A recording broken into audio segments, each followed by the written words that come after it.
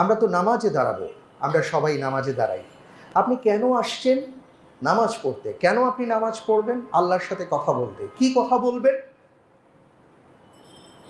পৃথিবীতে এমন একটা মানুষ খুঁজে পাওয়া যাবে না যিনি বলতে পারবেন যে আমি 100% সুখী, আপনার কোনো সমস্যা নেই। কেউ বলতে পারবেন না। আল্লাহ রাব্বুল আলামিন প্রত্যেকটা বান্দাকে ভালোবাসেন, তাই ভালোবাসেন বলেই পরীক্ষা দিয়ে রেখেছেন, যাতে করে বান্দাগুলো ওই পরীক্ষায় পড়ে আমাকে ডাকে। বাচ্চা যখন দুষ্টুমি করে, নানা জায়গায় ছুটাছুটি করে, তখন তার মা বাবার কথা মনে পড়ে না, কিন্তু যখন ব্যথাটা পায় তখনই আব্বা আম্মা বলে একটা চিৎকার করে। তখন তার মায়ের কথা বাবার কথা চিন্তা হয় যে এতক্ষণ মনে ছিল না, ওই ব্যথা পাওয়ার পরই মনে হয়েছে। কেন? কারণ সে জানে এই মুহূর্তে আমার বাবা আমার মাই ছুটে আসবে এবং ওনারা আমাকে যেভাবে ধরবে কেউ ধরবে না। আল্লাহ রাব্বুল আলামিন প্রত্যেকটা বান্দাকে এমন কিছু কিছু জায়গায় দুঃখ দিয়ে রেখেছেন, ওই দুঃখের জায়গাগুলো যখন স্পর্শ হয় তখনই যেন হৃদয়ের গভীর থেকে আওয়াজ আসে, আল্লাহ আল্লাহ তুমি ছাড়া আমার কেউ নাই, আমি বিপদে আছি, আল্লাহ তুমি আমাকে হেফাজত করো। ভাইরা আমার, নামাজে আপনি সেই কথা বলতে আসছেন, আপনার নামাজে আপনি সেই কথাগুলো বলবেন। আপনি যখন বলবেন ইয়্যাকা না'বুদু ওয়া ইয়্যাকা নাস্তাঈন, আপনি আসলে কি বলছেন? আমি সেই ব্যাপারে আলোচনায় আসবো, শুধু এতটুকু বলি, আপনি ওইটাই বলছেন, আল্লাহ পৃথিবীর কেউ আমাকে এই ক্ষেত্রে সাহায্য করতে পারছে না।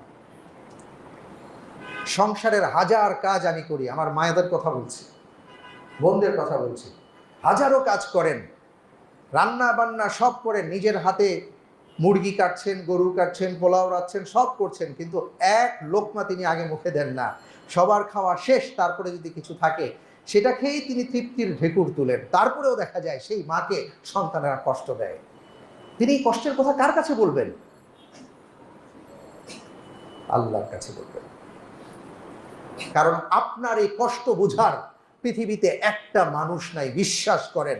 সে হোক মা, সে হোক বাবা, সে হোক সন্তান, যেই হোক না কেন, একটা সবার জন্য সীমারেখা আছে। সীমারেখার পরে এরপরে উপলব্ধি করার ক্ষমতার কারণে একমাত্র আল্লাহ সুবহানাহু ওয়া তাআলা তিনিই আছেন। ওয়া নাহনু আকরাবু ইলাইহি মিন হাবলিল ওয়ারিদ। আল্লাহ তাআলা বলেছেন, বান্দা তুমি জানো না আমি তোমার কাছে কতটা কাছে আছি। তোমার শাহরগটা যেখানে আছে, এই শাহরগের কাছে আমি আল্লাহ অবস্থান করি, অর্থাৎ আমি তোমার এতটা কাছে আছি, এত কাছে আর কেউ নাই। সুবহানাল্লাহ। সুতরাং যিনি কাছে আছেন তার কাছেই তো আপনি বলবেন, সেই কথা বলতে আসছেন। আমাদের চিন্তা, আমাদের চেতনাটা কি হতে হবে?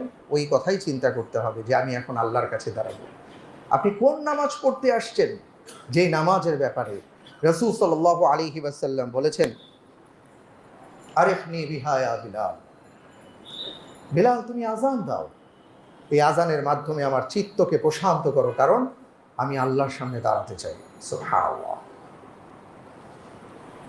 রাসূল সাল্লাল্লাহু আলাইহি ওয়াসাল্লাম বলেছেন, জুইলাত কুররাতু আইনি ফিস সালাহ বা বিস সালাহ, আমার এই চোখকে শীতল করে একমাত্র সালাহ।